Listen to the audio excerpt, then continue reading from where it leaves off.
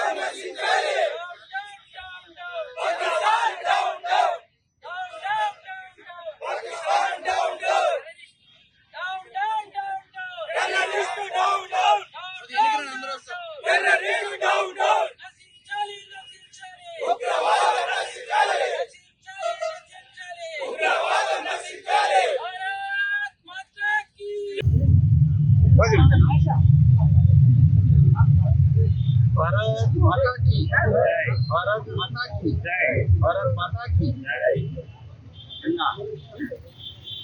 जम्मू काश्मीर पहलगाम మంచి tourist spot లో అక్కడ చాలా గడుపుతారు.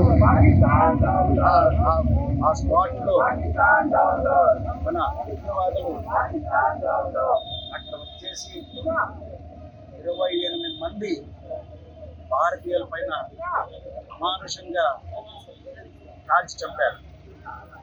ఇది భారతదేశమే కాదు, విదేశాల్లో కూడా విదేశాల లీడర్స్ కూడా ఖండించిన విషయం. ఈ చర్య పాకిస్తాన్ టెర్రరిస్ట్ ఖండిస్తున్నాం. పాకిస్తాన్లో ఇదే చర్యలు పాల్పడితే ఖచ్చితంగా ఈ యొక్క మూల్యం జరుగుతుంది. వారిని మా ప్రైమ్ మినిస్టర్ మోదీ గారు, అమిత్ షా గారి ఆధ్వర్యంలో చర్య వల్ల ఖచ్చితంగా వారికి చూపిస్తాము. ఈరోజు భారతీయ జనతా పార్టీ రాష్ట్ర ఆదేశాల ప్రకారం ఆదోని పట్టణంలో ఈ యొక్క నిరసన కార్యక్రమం జరుపుకున్నాము. ఈ యొక్క ర్యాలీలో పాల్గొన్న ప్రతి ఒక్కరూ ఆదోని పట్టణ సీనియర్ లీడర్స్ మళ్ళీ కార్యకర్తలు అందరూ పాల్గొని దీన్ని ఖండించాము. ఉగ్రవాదులు ఖచ్చితంగా మా కోరిక ఏమంటే అణిచివేయాం. ఎస్పెషల్లీ పాకిస్తాన్ పైన దీన్ని దీనికి పరిణామాలు ఖచ్చితంగా చూపించాలని కోరుతున్నాము. ఈ పరిణామాలు చూపించే వరకు మా భారతీయులందరూ నిద్రపోము. ప్లస్ ఈ యొక్క 28 మంది చనిపోయిన వారికి ప్రతి ఒక్కరు సానుభూతిగా వారి ఫ్యామిలీస్ కూడా తోడ్పడి ఉంటామనేది నరేంద్ర మోదీ గారు చెప్పారు. సో మా ఆధుని పడేవాసి కూడా వారి శాంతిగా ఆత్మశాంతిగా కోరుతున్నాం. మరియు వారికి వారి ఫ్యామిలీస్ అంతా అండగా ఉంటామనేది చెప్తున్నాము. సో ఈ యొక్క చర్య వల్ల మేము భారతీయులు కోల్పోము, ఇంకా గట్టిగా పరిణామం ఇస్తాము. ఎందుకంటే భారతదేశం బాగా డెవలప్ అయ్యే స్థితిలో ఉంది. ఈ యొక్క చర్య వల్ల పాకిస్తాన్ అనుకుంటా ఉంది మేము భయపడతామనేది. కొన్ని రోజులు చూపిస్తాం ఎవరు భయపడినారు అనేది. భారతీయులు ఖచ్చితంగా రిటర్న్ గా చూపిస్తామనేది కోరుతున్నాము. సో ఈ యొక్క ఆధునిక పట్టణంలో ఈ యొక్క ర్యాలీ పాల్గొన్న ప్రతి ఒక్కరికి ధన్యవాదాలు తెలుపుతూ ఇంతటితో నమస్కారం.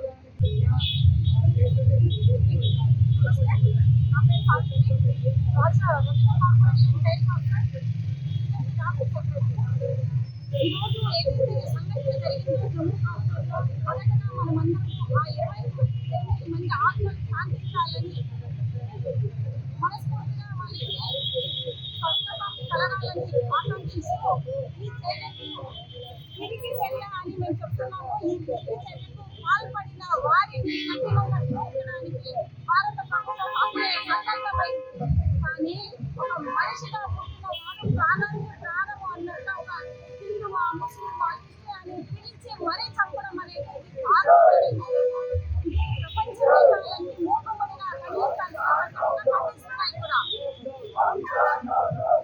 బార్డర్లో సైనికులు ఎలాగైతే పనిచేసే ఉగ్రవాదాన్ని అణచివేతకు పనిచేస్తున్నారో అలాగే భారతదేశంలో